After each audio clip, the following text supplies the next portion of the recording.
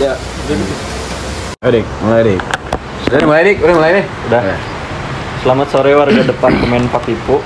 Ya, kali ini kita sedang bersama Goji ya, dan Farmus ya, kawan lama kita nih. Mau ngebahas apa nih dik kira-kira?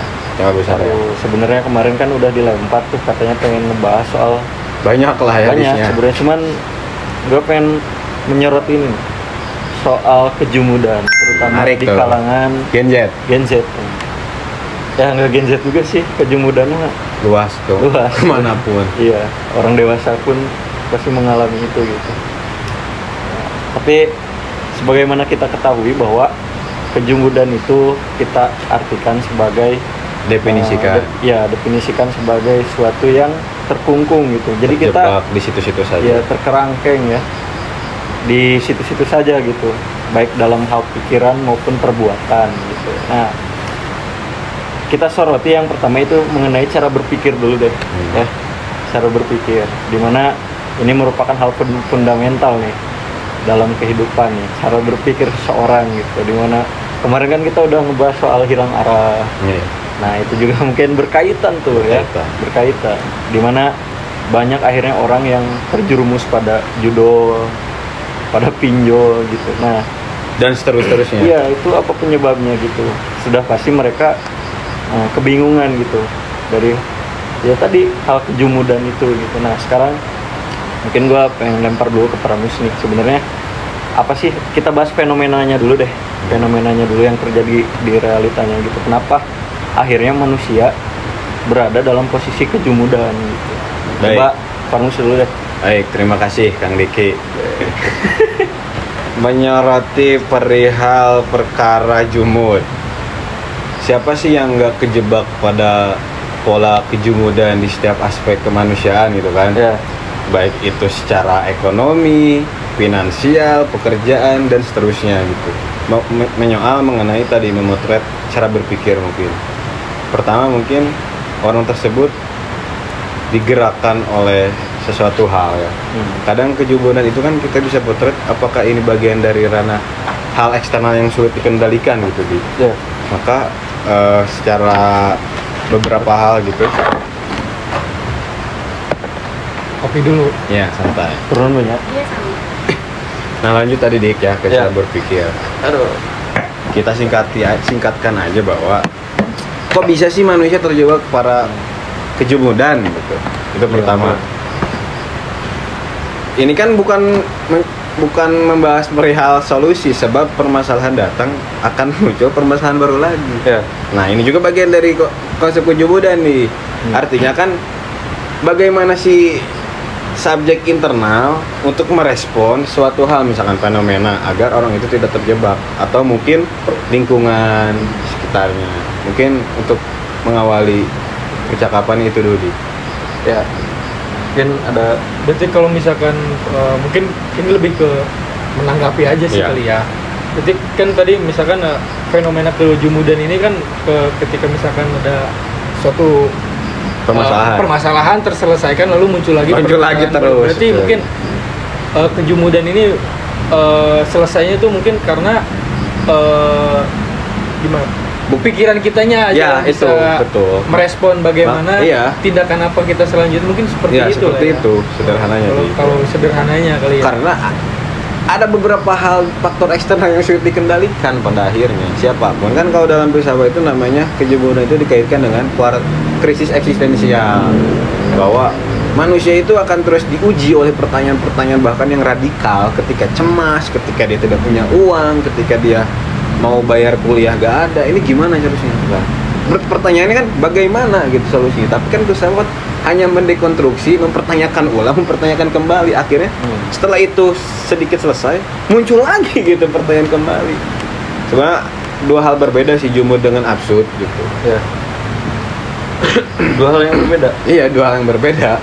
Karena jumud kan tadi terjebak oleh kerangkeng itu saja, sedangkan absurditas kan kalau kata Albert Camus hal yang irasional, hal yang secara inherent tuh sulit digapai gitu loh maksudnya.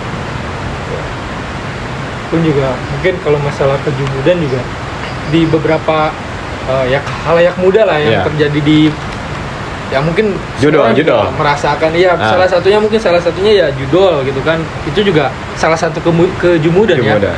yang memang itu juga terjadi. Yang pertama adalah faktor lingkungan. Sepakat gua. Habis setelah faktor lingkungan mungkin ada beberapa orang yang bisa membatasi, Nah, ya kan, itu mungkin yang tadi disebut responnya, bagaimana kita merespon atau gimana itu jawabannya sih sebenarnya. Oh, Untuk gitu. kejawab terkait cara merespon dan menyikapi bagaimana kita untuk tidak terjebak pada aspek kejenuhan. Kejenuhan ini kan salah satu hal apa ya namanya jokesnya tuh, semacam pandir lah di Ya. kebodohan yang terus terulang-ulang. Kan manusia terkadang naif ya. Iya. Iya dong, Oh, kita pasti bisa mengalami iya dong bener. hal Tapi- seperti itu, Gua- hal-hal yang impulsif. Iya. gitu. Punya pertanyaan tuh, sabab muasal ya, Hmm. mengenai permasalahan tadi tuh ya. Akhirnya kenapa manusia bisa terjebak gitu dalam kejenuhan gitu. Nah, kalau misalkan kita tarik lagi ya ke pertanyaan awal tadi mengenai cara berpikir. Pikir. Nah, pasti kan ya gimana cara berpikir itu dibangun kan? Ya, Gitu kan. betul. Bisa di lingkungan ya, bisa juga di sekolah mungkin. Sekarang nih, mungkin semuanya sudah S1 Ya. sudah pernah berpikir. ya, Iya. pernah berpikir. Nah, gimana tuh responnya kalau misalkan kita lihat gitu? Apakah kalau misalkan ternyata manusia setelah lulus masih jumud aja, lalu di mana letak pendidikan itu sendiri? Di mana letak pendidikan untuk jawab kejumudan itu? Kalau menurut hemat aku sebenarnya pendidikan itu kan luas ya. Ada formal, ada non formal. Terus pendidikan juga berangkat dari orang tua. Al-Ummu Madrasatul Ula. Bagaimanapun ketika kita meranjak ke pendidikan formal, ada pendidikan non formal, artinya ada aspek pendidikan kolaboratif kan, sebagaimana Diki pendidik tentunya. Nah, menyoroti ke pertanyaan Diki tadi mengenai perihal apakah ada kaitannya, apakah relevan pendidikan ini, saya menekankan bahkan menegaskan ya penting. Pun misalkan ada beberapa ya orang-orang beberapa mengomentari ngapain sih kuliah, ngapain sih pendidikan, ngapain sekolah tinggi-tinggi sampai doktoral. Pertama, Ya. pendidikan memang tidak menjamin kita kaya secara finansial, tapi pendidikan menjamin kita kaya akan intelektualitas. Artinya kan ada juga beberapa hal yang orang yang kuliah hanya untuk jadi batu loncatan untuk kerja ya gak apa-apa. Ya. Gitu loh maksudnya. Nah, kemarin gue lihat salah satu konten Prof. Bagus Riyadi bahwa beliau menyebutkan sebenarnya kalau misalkan kita kuliah itu kan harusnya mahasiswa itu memiliki pohon pikiran sendiri akhirnya kan. Nah, kan tujuannya pasti untuk keluar dari kejumudan itu, Ya. bagaimana dia merespon gitu kan. Nah, kalau menurut lu gimana? Kalau Mengenai hal itu tuh. mengenai hal itu ya, Ya. biasanya ya kalau menurut gue ya, karena memang orang-orang untuk keluar dari kejumudan itu dia sulit, rata-rata sih orang-orang di lingkungan sekitar ya mungkin dia akan sadar bahwa dia berada dalam lingkaran apa sih kejumudan itu Iya. ya ketika tragedi sih Iya sih. pada Itu akhirnya. bisa Tapi kan maksudnya teman-teman lingkungan yang sekitar misalnya rumah gue pun akan Ya. bertanya, oh nya cara berpikirmu kuliah mah gitu anak pendidik, beda gitu. Iya, tapi mungkin ada beberapa orang yang mungkin ada tragedi, peristiwa dalam hidup dia yang membuat dia berpikir bahwa itu adalah hal yang salah yang selalu dilakukan. Kan tadi seperti Ya, Bang berulang. Amos bilang kan, Ya. kejubudan itu ketika hal-hal bodoh yang dia dilakukan, impulsif. iya dilakukan terus-menerus sampai bahwa dia nggak sadar. Benar, ya. Nah, kalau misalkan baik lagi mungkin kalau kita orang yang berpikir, kalau kita orang yang merespon dengan hal positif ketika ada terjadi peristiwa atau tragedi, mungkin hal-hal kejumudan itu bisa teratasi, mungkin kayak gitu sih Iya. sejauh ini mungkin ya, karena memang bisa dilihat juga sih kualitas merespon dari suatu tragedi yang terjadi pada diri orang tersebut. Iya. Ketika terjadi peristiwa itu ya ada orang yang sadar, ada yang memang ya udah gitu tuh. Tapi Kayak kira-kira gitu. ada nggak faktor eksternalnya itu tuh? Faktor eksternal seperti pengajar. Ya, pengajar kan bisa siapa aja, bukan cuma guru gitu. Bisa juga lu mungkin punya mentor gitu. Nah, itu kira-kira orang berpengaruh nggak terhadap? Itu berpengaruh banget sih. Itu juga berpengaruh. Salah satunya karena kan kalau kita punya mentor atau kita punya patron dalam menjalani kehidupan gitu lah ya kan, kita juga akhirnya bakal melihat orang-orang terdahulu lah. Kalau mentor kan, kalau misalkan saya gitu kan punya mentor, saya juga melihat bagaimana dia merespon ketika masalah ini terjadi nih di dia nih. Waktu itu dia melakukan melakukan apa, tindakan apa yang dilakukan kan kayak gitu juga sih. Itu kehadiran mentor itu juga berpengaruh sih. Ya, nah itu. Jadi mungkin ada pembahasan yang lain. Tapi kan kalau menambahkan ke Taidka di Kang Algoji ya perihal mentor, ya betul itu. Jadi manusia itu kan makhluk sosial, mau gak mau kita butuh referensi, baik itu buku, baik itu mentor, senior, tokoh-tokoh terkemuka atau orang tua bahkan gitu. Itu kan bisa menambah cakrawala berpikir juga. Tapi kan persoalannya adalah ketika kita terjebak pada aspek kejumudan, kita ngobrol sama seorang atau tokoh, balik lagi kan yang akan menjawab problem solving itu kan subjeknya kita sendiri akhirnya kan. Kan gitu. Jadi seperti halnya kita pergi ke dokter, ada gak pernyataan dokter seperti apa yang digaungkan oleh dokter Tirta gitu, bisa sembuh, tapi kan obat adalah bagian meredam, ada efek sampingnya tuh kan? Berarti seperti itu. Kalau misalkan kita merujuk filosofi Hajar Dewantara kan, gimana? Ingat Sosin Tulodo, Ingmadu Mangkarso, Tuturi Handayani ya, pernah dengeran ya? Mungkin Iya. Nah, ya itu Ki Hajar Dewantara menginginkan orang-orang ini keluar dari kejumudan peradaban dan sebenarnya ke situ sih arahnya ya. Gitu. Nah, coba kalau misalkan sekarang nih, lalu misalkan kalau ada orang-orang yang gimana ya, dia bukan secara dia nggak sadar bahwa dia masuk dalam kejumudan itu, di gimana tuh? Maksudnya kayak dia nggak sadar bahwa dia melakukan tindakan kejumudan gitu tuh. Secara tidak disadari di alam secara bawah dia sadar. Iya, secara di alam bawah sadar dia itu karena Gimana apa? Dik tanggapan lu? Iya. Menarik tuh pertanyaan. Saya jawab dari arena pendidikan aja ya. Iya. Kalau misalkan itu, kalau misalkan orang ya akhirnya tidak sadar gitu, tidak tidak bingung gitu tuh menjawab tentang kejumudan itu. Yang paling pertama ya benar kata Parmus adalah madrasatul ulanya dulu. Siapa yang memberikan pendidikan pertamanya dulu kepada anak itu? Nah, masalahnya di situ. Sampai sekarang, sampai saat ini banyak orang yang akhirnya kebingungan di masa dewasa karena tidak ada pengarah di awalnya. Nah itu, dimana remaja-remaja sekarang ya udah lulus kuliah, bingung mau kemana gitu. Arahnya ya, Iya. kerja apa? Iya. Atau dia mau apa? Iya, Gimana, karena emang tidak ada pengarahnya, terutama dari madrasatul ulanya, dari keluarganya, itu yang pertama. Terus yang kedua, dari orang-orang terdekatnya. Nah itu bingung juga tuh kalau misalkan ternyata orang-orang terdekatnya pun ternyata masih di dalam ranah jumud. Nah secara tidak disadari pasti karakter anak itu akan menjadi seperti itu gitu. Itu makanya permasalahan pendidikan kita sekarang ya, kalau menurut saya ini opini ya. Terus kalau ketiga adalah lingkungan yang pasti, di mana lingkungan itu ya bisa seperti tetangga mungkin atau ya kampung gitu lah, atau sekarang kan ada tambahan dari sosial media di mana arus informasi semakin kencang gitu ya.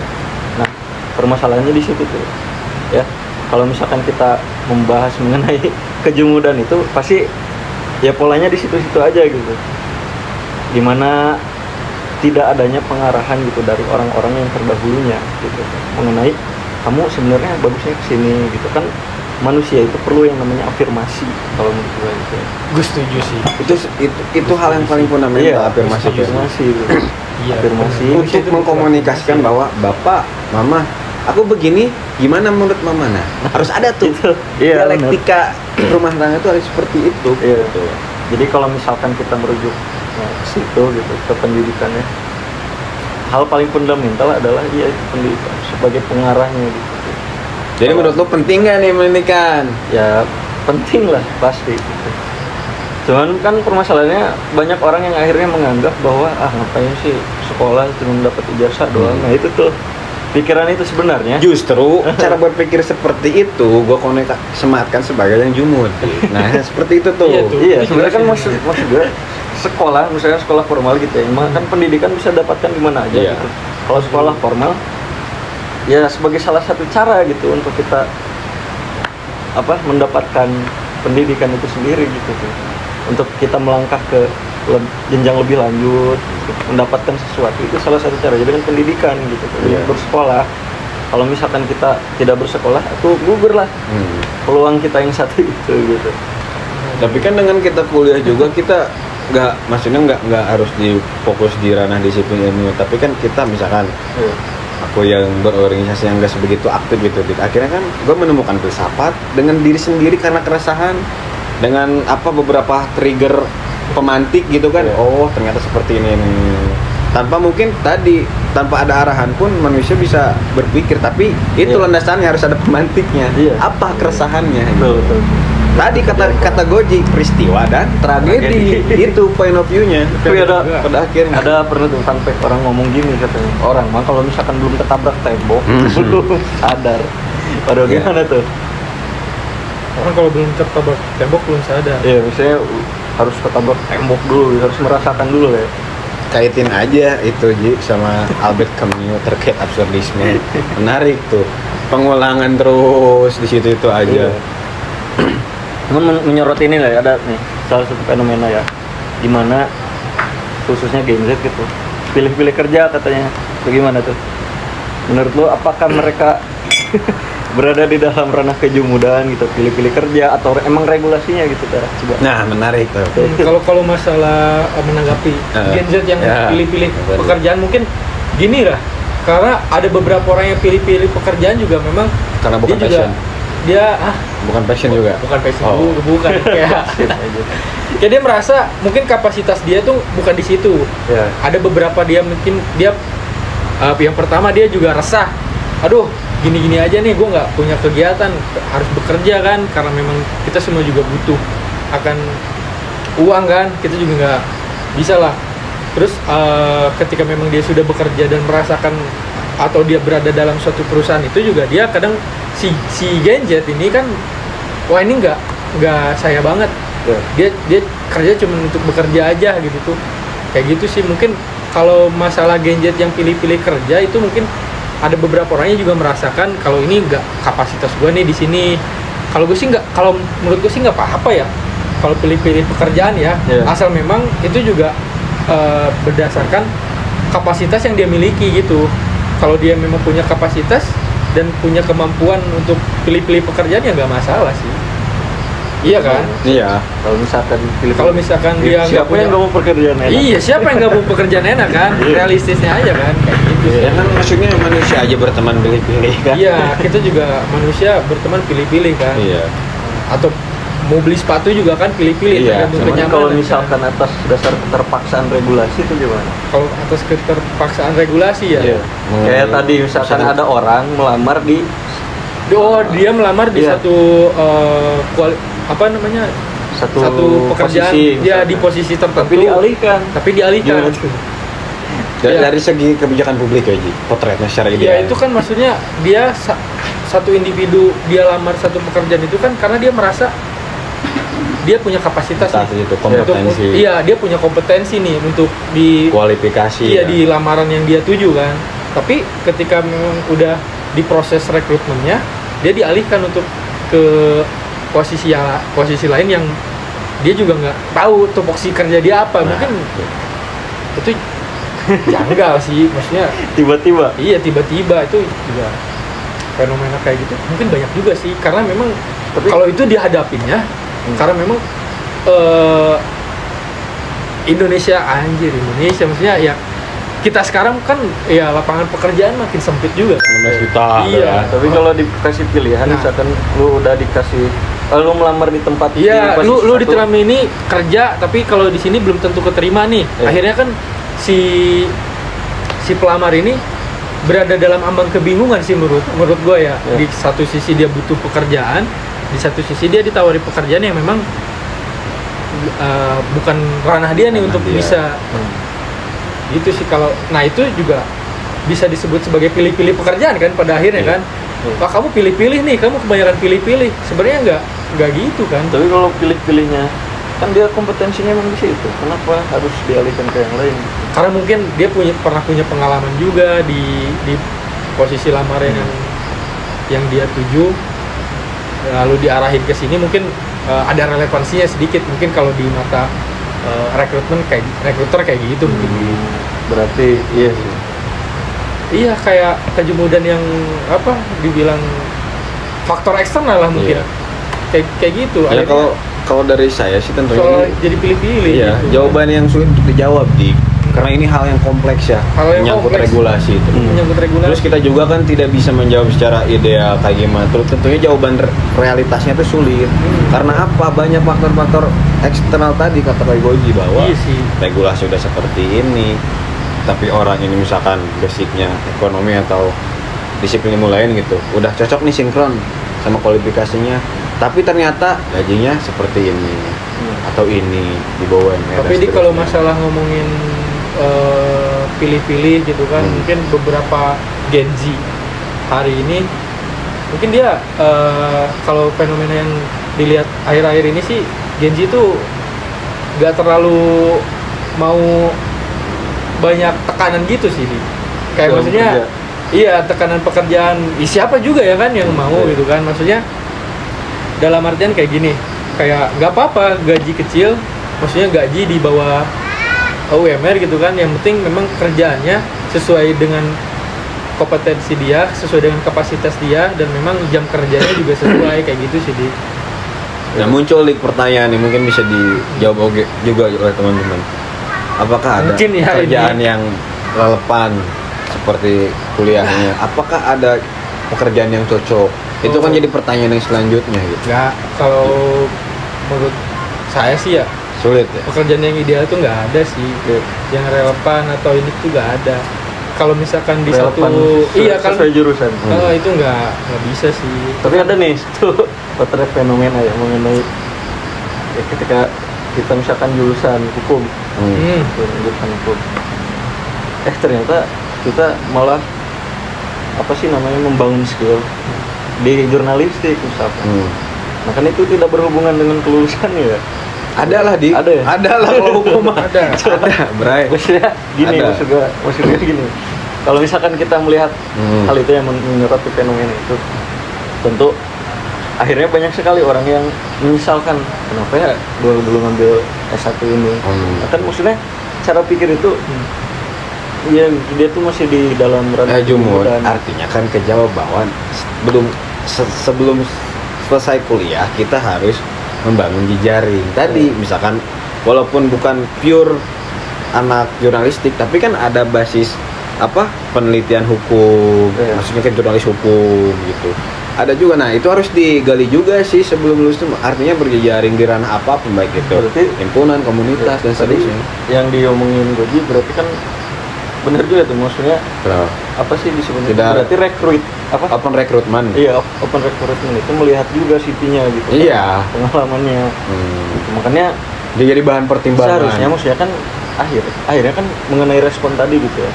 Gimana kok saya kan baru lulus misalkan, Iya. udah baru setahun nih misalkan. Iya. Di pekerjaannya harus apa sih namanya itu? Berpengalaman 2 iya. tahun minimal kerja itu. Nah, kan sebenarnya skill itu bisa dibangun ya. Iya, Harusnya betul. kan recruiter bisa lihat itu juga gitu sebagai bahan pertimbangan.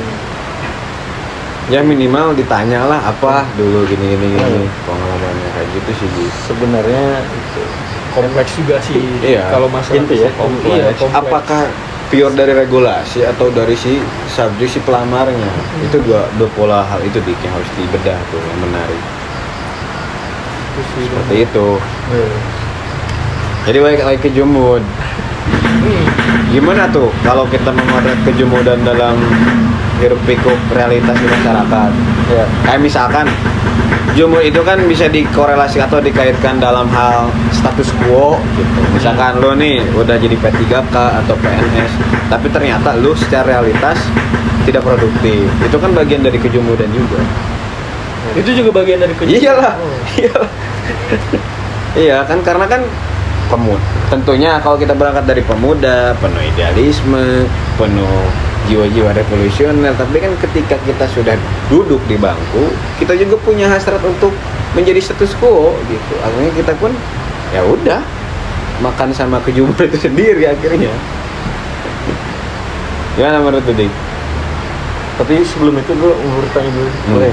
Kalau misalkan gitu, pertanyaannya, berarti setiap orang pun ketika sudah mendapatkan titik nyamannya, Iya.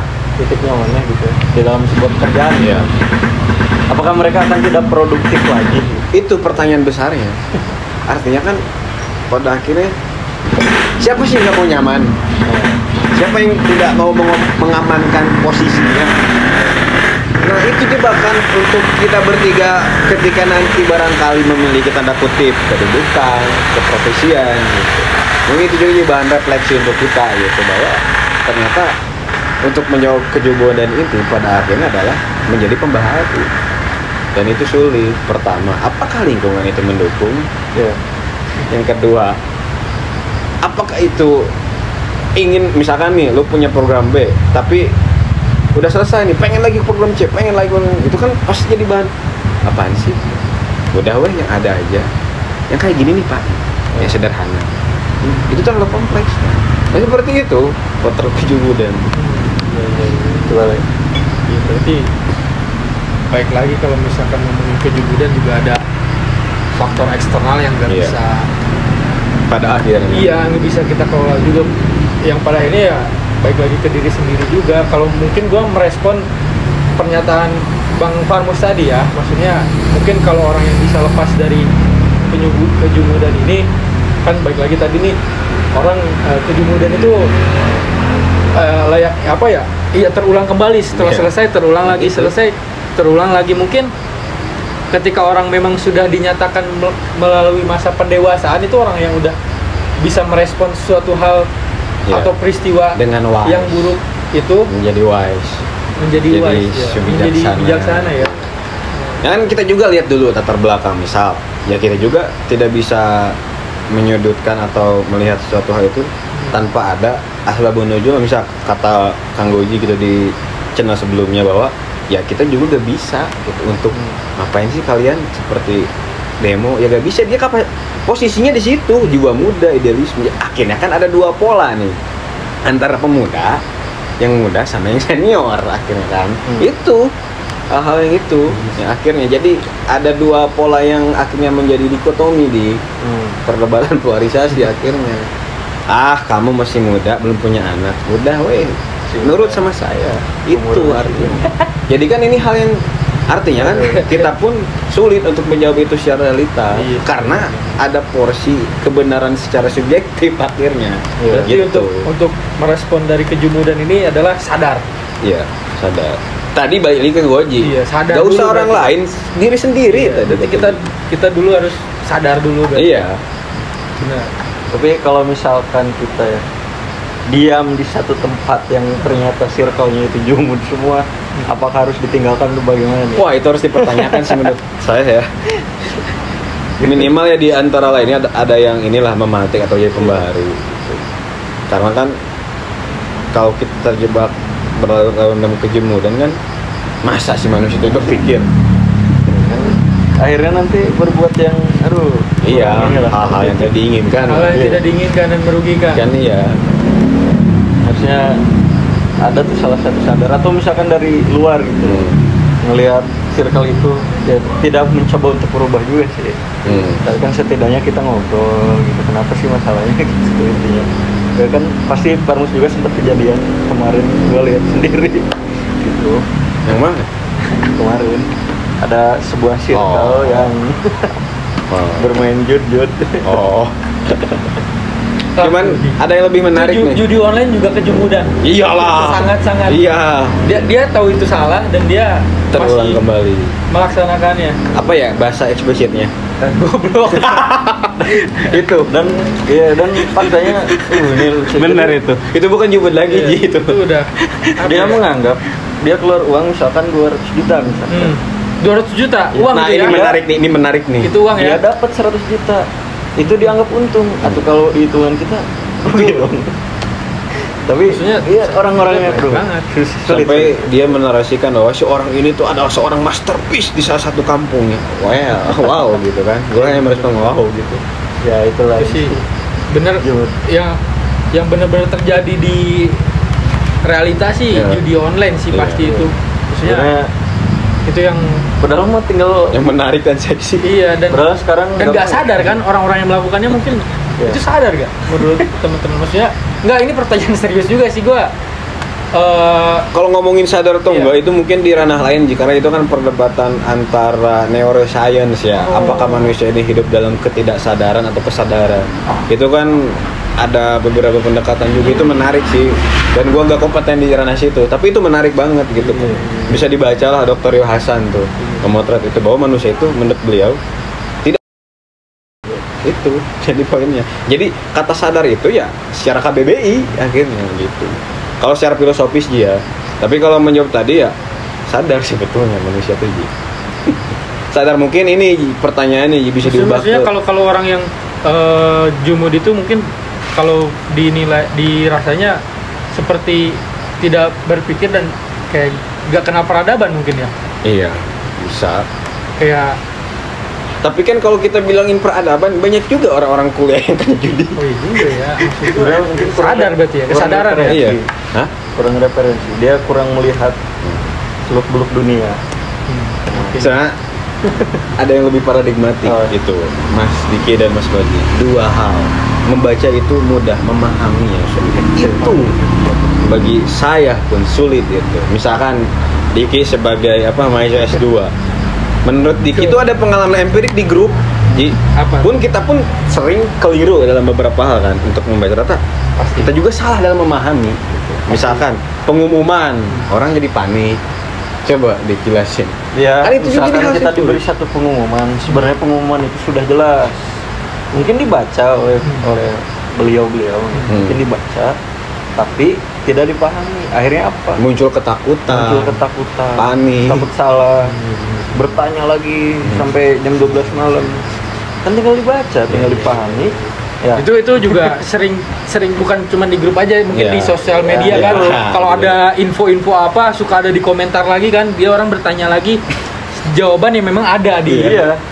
Maksud iya sih benar. Kalau itu sih lebih ke malas membaca. Iya. Malas membaca dan Malas membaca dan memahami. gak mau mikir, Karena mikir tuh ada Betul. berat. bertenaga juga. Iya, iya. Kalau kata Mikir- Mas Abraham tuh mikir- putranya Mbah Nun, menilai itu mudah, berpikir itu sulit, bro. Sulit. Coba misalkan nih, kita dalam satu ruangan ya, dia lagi imajiner. Kita dalam satu ruangan kotak nih. Disuruh nyelesain soal matematika nih, ada 10 gitu. Soal matematika itu sulit lah untuk kita Untuk kita selesaikan. kira-kira capek nggak? Capek sih. Keluar keringat. Keluar keringat. Bener sih. Kadang mau keringat dingin. Iya. Pas ujian Pas apalagi. ujian. Keringat dingin Kram otak ya. Kram otak. Ih, Jadi kan berpikir itu hari yang sulit. Gitu. Iya, hal yang sulit. setuju. Butuh pendalaman. Makanya itu pentingnya apa? Baca. Terus ada lagi orang yang kayak gini Referensi. nih, ini potretnya ya. Jadi ketika lagi ngobrol, terus kita tanya misalkan gimana kalau misalkan gitu, teuing aing melieur misalkan. Udah nggak mau mikir. Iya. Iya benar. Jadi udah gitu. Kebayang kalau jadi pejabat ya, kalau rapat itu gimana itu? Ya, itu mengkompromi sih kan. ikut ketua Yes. atau gimana ketua partai ya kayak gitu. Ya, udah selesai karena kan melihat fenomena Yang terjadi. iya yang terjadi kan gitu. Ya, Ya kan cuman akhirnya balik lagi ke tadi gitu. Akhirnya kan kita kejumudan ini kan kalau misalkan kita di ranah apa ya? Ranah ya, tadi kayak dunia kerja gitu kan. iya ranah sosial lah. Ya ranah sosial gitu. Ternyata ada beberapa hal yang fundamental gitu. Yang pertama dari pendidikan bisa ya, dari cara dia berpikir gitu kan. Terus ada juga tadi dari apa namanya faktor eksternalnya, lingkungan bisa jadi. Terus yang ketiga adalah dari faktor yang terakhir tadi kita membahas mengenai Apa udah lupa ya? lupa tadi awal. Sebenarnya garis besarnya gini ya teman-teman departemen public affairs. Nah kalian juga nih kadang nih jadi korban jumut ketika misalkan Algoji ngomong narasi dalam beberapa menit dipotong di komen. Nah ente juga yang nggak kontekstual gitu membacanya, Diki diserang gitu, itu kan bagian dari jumut juga. Postur Apa akhirnya. sih maksudnya itu udah. Iya. Ya sudah kan itu penegasan aja buat kita. Ini bercanda kok. Apalagi Dik? ada hal yang jumud. Tadi yang terakhir apa sih? Gue lupa tuh. Apa regulasi dari kebijakan? Nah, regulasi. Oh iya. Kalau bahas regulasi kebijakan itu konteksnya lebih luas lagi sih, tapi itu lebih menarik. Iya. Apalagi maksudnya beberapa regulasi atau kebijakan yang lagi seru di nasional, di situasi nasional hari ini kan seru juga ya, apalagi masalah kebijakan-kebijakan daripada BBM itu juga maksudnya wah menarik. Iya kan, maksudnya kita gas juga LPG. iya, maksudnya kita juga seolah-olah terjebak. Maksud gua itu kayak kita dijauhkan atau dimundurkan dari peradaban sih, karena aduh gimana ya, maksud gua seolah-olah Kita dijumutkan. iya, kita dijumutkan untuk kita tidak berinovasi. Iya. Kan?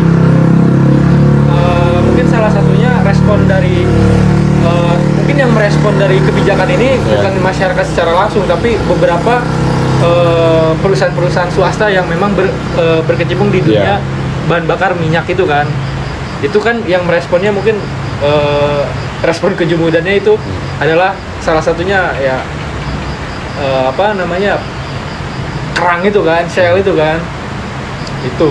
Nah, itu maksudnya itu juga bagian dari kejumudan kan? Iya. Atau enggak, atau beda lagi konteksnya? Ini bukan berkompetisi dalam inovasi. Iya, itu maksudnya kita juga dipaksa. Iya, jadi tidak jumud di berinovasi, situ-situ kan? aja. Benar Iya. kata Goji, harusnya kan inovasi ke arah mana? Mungkin kayak gitu Kayak sih. gitu. Cuman ada pembahasan menarik gitu. Apa tuh? Apa tuh? Coba lempar. Kalau misalkan kita balik lagi ke historinya kan kita ya. Dengan bangsa Indonesia. Histori dari apa, Dik? Sejarah. Sejarah apa maksudnya? Iya, sejarah kan dulu kita berada di dalam pemerintahan kolonial. Oh. Ah, iya. Kolonialisme. Nah, apakah itu terbawa juga sampai sekarang? Itu jelas terbawa sih. Kalau gimana ya, maksudnya Iya, kalau benar. saya tahu kan, maksudnya Betul. Ji. gimana kita di mana berada ada dalam peradaban kejumudan, ya akan melekat terus. karena proses pelepasan dari kejumudan pada masa era kolonial itu mungkin yang pertama terjadi yang melakukan Hal tersebut. perjumudan itu adalah hal dari kolonialisme kan, yang dilakukan oleh Belanda pada waktu itu Awal kan. sebelum kemerdekaan. Dia kan ada beberapa orang yang memang dipaksa atau diberikan kesempatan untuk bersekolah kan hanya beberapa orang. Salah satunya kan orang-orang yang Priai. ya, anak-anak bupati, Bangsawan. iya bangsawan aja yang berhak mendapatkan pendidikan kan. Bahkan orang pada masa kolonial waktu itu pribumi itu dipaksa, bahkan tidak dibolehkan untuk menggunakan sepatu. Itu kan bentuk perjumudan juga kan, agar tidak berkembang. Tidak Itu ya, menjadi seperti itu. pembawa. Padahal kan itu hanya sepatu kan tidak mengubah apa-apa yang terjadi kan gitu. Ada tokoh yang bilang tuh bahwa sebenarnya siapa ya kemarin Prof bagus ya dalam ininya, dalam Podcast. saya lihat tuh. Gimana tuh? Jadi dia tuh ngomong bahwa sebenarnya orang Western itu ya, orang Barat. Western itu sebenarnya orang yang memanusiakan manusia di Indonesia gitu. Betul. Iya. Iya gitu. Malah kalau menurut beliau katanya malah orang-orang sini ya gitu yang ternyata ya, terkungkung gitu. Iya sih, dari apa namanya, dari tulisan yang saya baca gitu Dari kan, manusia. karya Pram dari Nah, itu tetralogi boleh, Le. Pulaburu juga kan, maksudnya yang balik lagi saya konteks tadi tidak mendapatkan sekolah, hanya orang-orang tertentu aja, salah satunya anak bangsawan gitu kan, atau orang yang menggunakan pakaian-pakaian Eropa itu tidak diperbolehkan. Sebenarnya kan yang menentang dan tidak setuju juga adalah orang-orang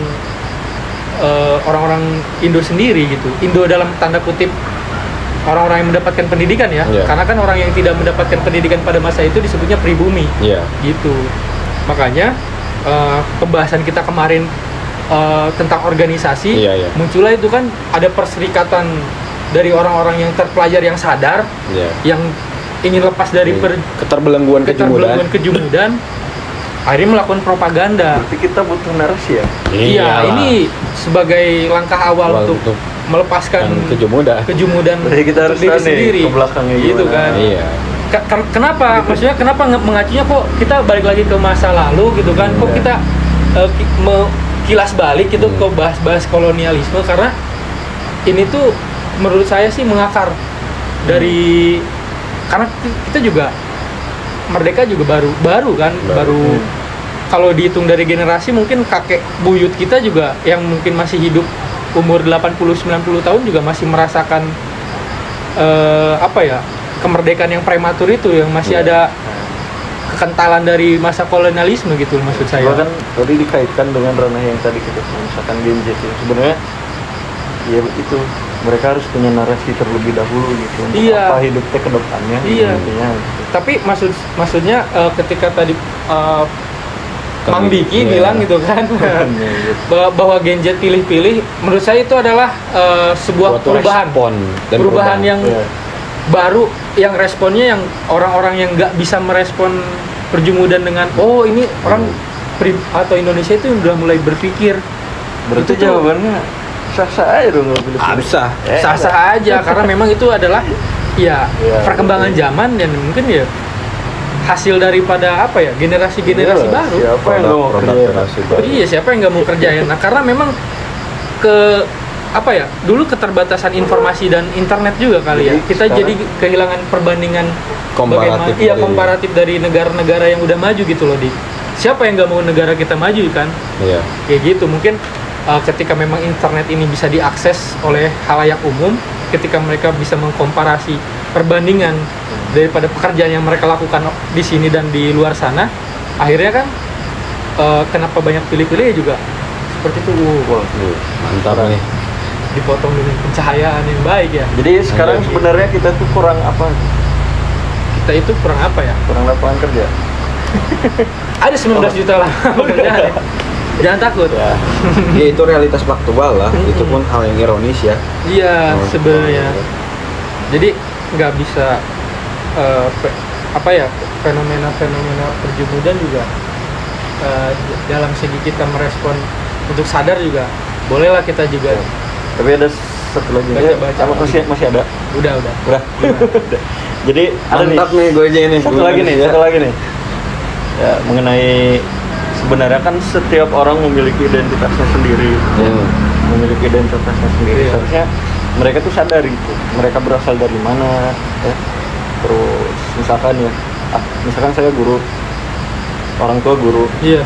Ya kan kita selalu membicarakan itu background atau hitohnya dari mana nih. Ya kembali lagi kalau pepatah apa Ji? Padang tuh di mana bumi dipijak, di situ langit dijunjung. Pada Padang ya. Terus akhirnya sebenarnya kalau misalkan para remaja itu kebingungan, sebenarnya kan akhirnya mereka kehilangan yang namanya identitas. Setuju. Ya benar ya. Setuju, benar. Jadi identitas mereka gitu. Gue tuh siapa sih? Maksudnya gue tuh apa sih? Maksudnya kok gini-gini aja. Akhirnya kan ada gitu ya, salah satu teman itu yang bilang bahwa kenapa hidup gue gini-gini aja.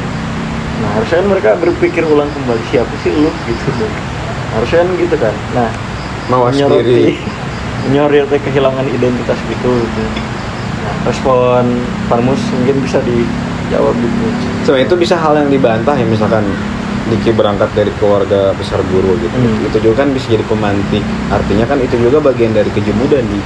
Kalau kita dari guru ya kita juga bisa nih terlampaui, tapi lihat dulu kapasitas kita seperti apa dalam tanda kutip.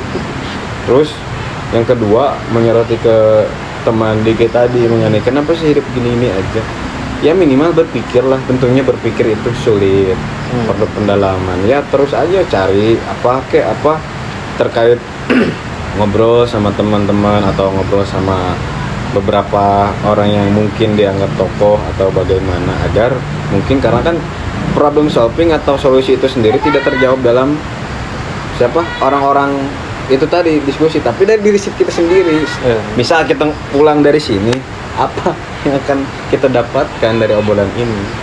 Itu pun nanti bener sih ya kata si Diki teh waktu itu ngobrol kayak gini. Nah itulah pentingnya ngobrol. Ngobrol ya, benar. Cuman harus bisa sadar juga dia diam di circle mana. Iya benar. Misalkan nih dia berangkat dari organisasi keguruan ya, nggak mungkin dari situ kan balik lagi di mana bumi dipijak ya di situ langit dijunjung kan. Nggak mungkin tiba-tiba saya mau jadi pilot. Kita juga harus lihat kapasitas standarisasi. Bisa artinya orang di lingkungan ya guru bisa jadi pilot. Agak sulit gitu untuk menjawab hal itu. Tuh. Ya, Bukan melakukan itu ya, menjawab Iya, itu ya. untuk menjawab Berarti itu. tadi soal Gen Z yang pilih-pilih itu gimana? Kenapa?